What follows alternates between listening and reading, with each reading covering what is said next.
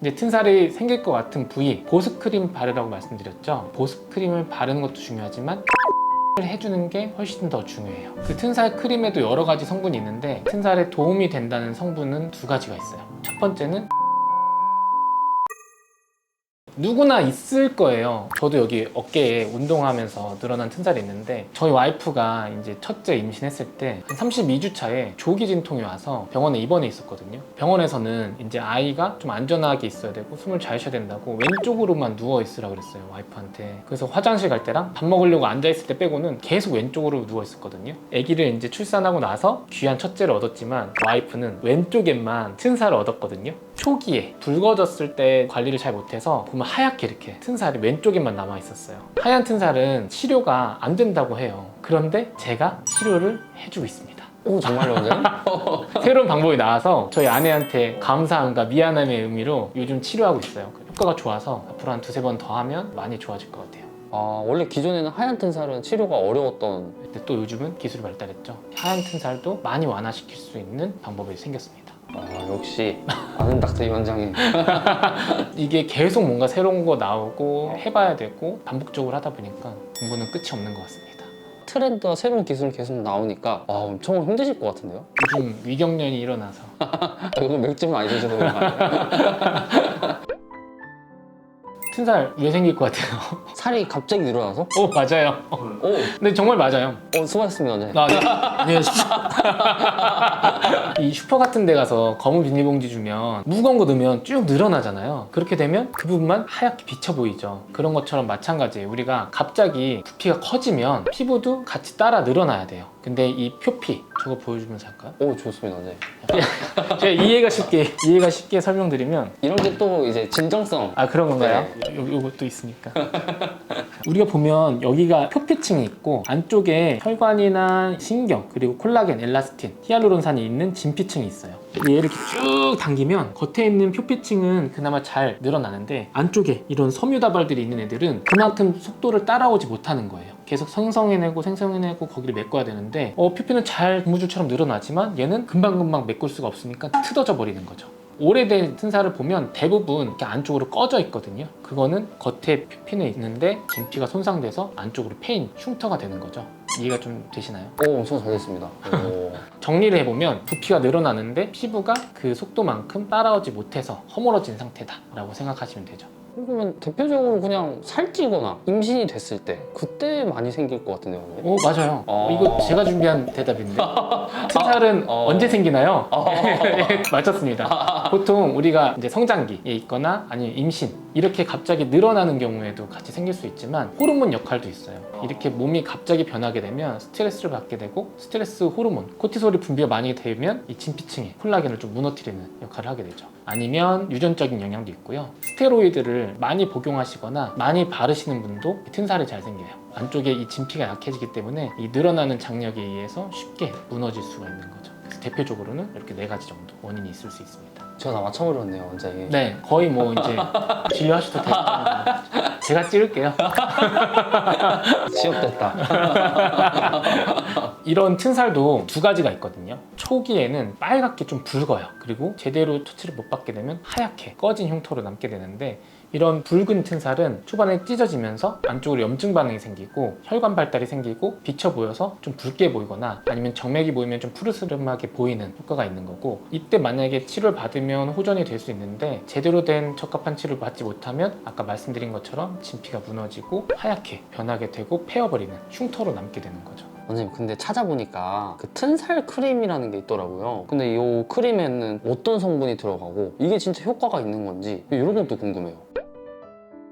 저도 아내 임신했을 때 열심히 사다가 바쳤거든요.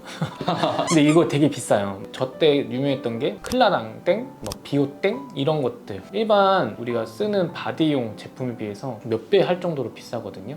너무 고민이 많길래 오일도 바르고 크림도 바르고 열심히 마사지도 해줬는데 어느 부분에서는 효과가 있다, 어느 부분에서는 효과가 미흡하다, 이런 결과들이 있어서 크림을 바른다고 튼살이 안 생긴다는 아닌 것 같아요. 도움은 될 수 있지만 튼살을 안 생기게 예방할 수 있는 큰 효과는 좀 적지 않을까 싶거든요. 그래도 그 튼살 크림에도 여러 가지 성분이 있는데 그나마 튼살에 도움이 된다는 성분은 2가지가 있어요. 첫 번째는 센텔라 아시아티카 이거 들어보셨죠, 피디님? 네, 이거 줄임말 뭔지 알아요? 시카. 오! 맞아. 이제 진짜 많이 하시네. 시카 성분이 들어가 있는 튼살 크림은 예방하는 데 좀 도움이 될 수 있어요. 저번에 마데카수 편에서도 얘기했죠. 피부 재생을 돕고 섬유화 세포를 자극해서 콜라겐 생성을 좀 유도할 수 있기 때문에 튼살에 도움이 될 수 있어요. 두 번째는 바로 히알루론산.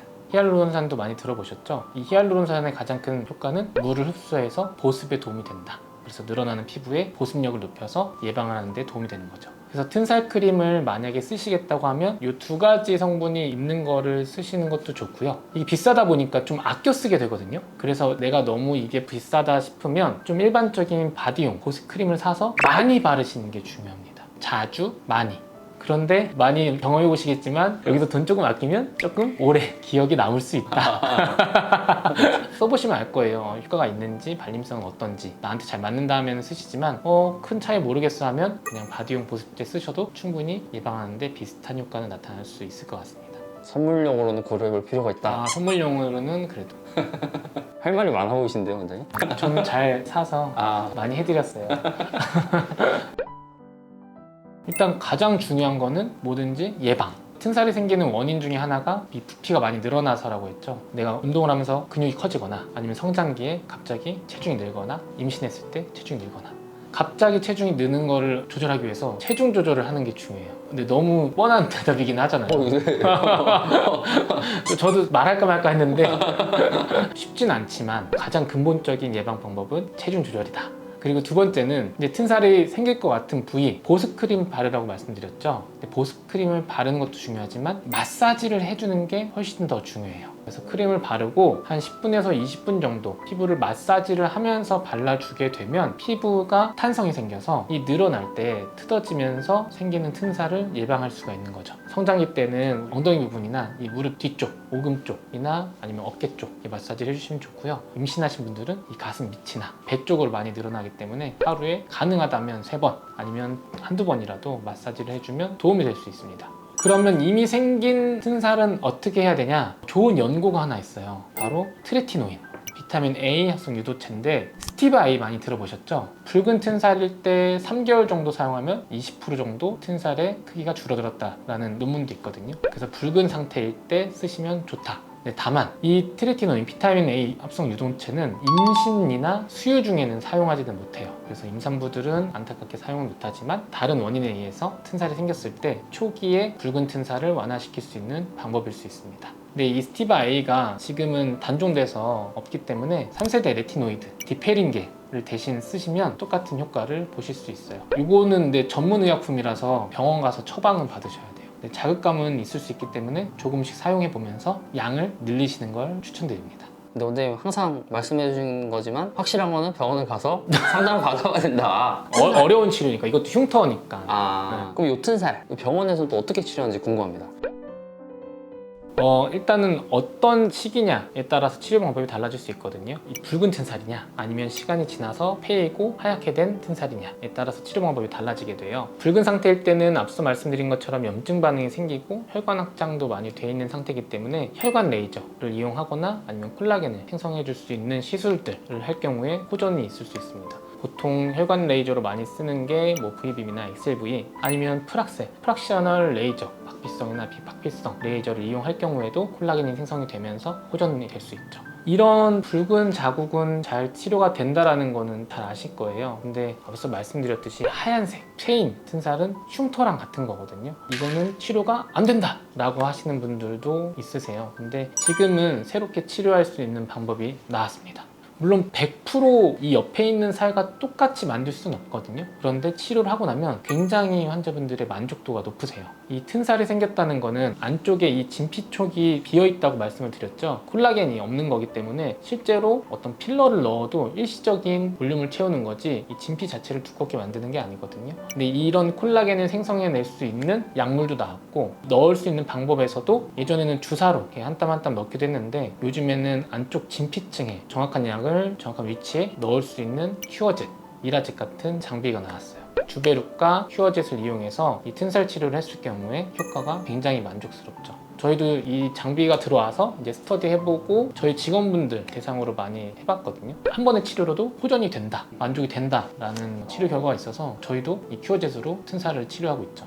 특히나 여름 되면 이제 보이는 부분 있잖아요. 여성분들은 허벅지 외측이나 내측이 많이 트고 저희 원장님 한 분은 팔 안쪽으로 많이 튼살 심하셔가지고 해드렸거든요. 원장님도 되게 만족해 하시고 치료 결과는 일반적으로 좋은 것 같아요. 이거는 아프진 않나요, 근데? 이거는 얼굴 흉터 치료에 비해서 좀 덜 아프더라고요. 마취 크림만 발라도 충분히 통증을 감수할 수 있을 정도? 아파서 못 받는 분은 없었던 것 같아요. 치료 기간 이런 건 어떻게 돼요? 보통 이것도 한 4주에서 6주 정도 텀으로 해서 3회에서 뭐 심하면 5회 정도 하는데 1회 해도 충분히 어느 정도 차오르고 한 3회 정도 하면은 옆에랑 티가 많이 안 나는 정도까지는 될 수 있어요. 근데 100%는 안 돼요. 손상된 부분이 있기 때문에 치료를 잘 받았을 경우에 호전은 있을 수 있다. 오늘은 튼살로 고민하시는 분들을 위해서 예방법이랑 치료 방법에 대해서 좀 말씀드려봤어요. 누구나 있죠. 저도 있고 저희 아내도 있고 저희 직원분들도 누구나 가질 수 있는 병변이고 예전에 비해서 치료 방법이 많이 개발이 돼서 그 결과도 좋은 만큼 혹시라도 내가 하얀 튼살을 가지고 있다. 근데 너무 고민이야. 치료를 받아도 효과가 있을지 좀 의심이 된다면 한번 치료를 받아보셔도 좋을 것 같습니다. 그래서 주변에 출산 후에 생긴 튼살이나 갑자기 늘어난 체중으로 생긴 튼살로 고민하시는 분이 있다면 이 영상 공유 부탁드립니다. 진심을 다해 시간을 거슬러 아는 닥터 이원장이었습니다. 감사합니다.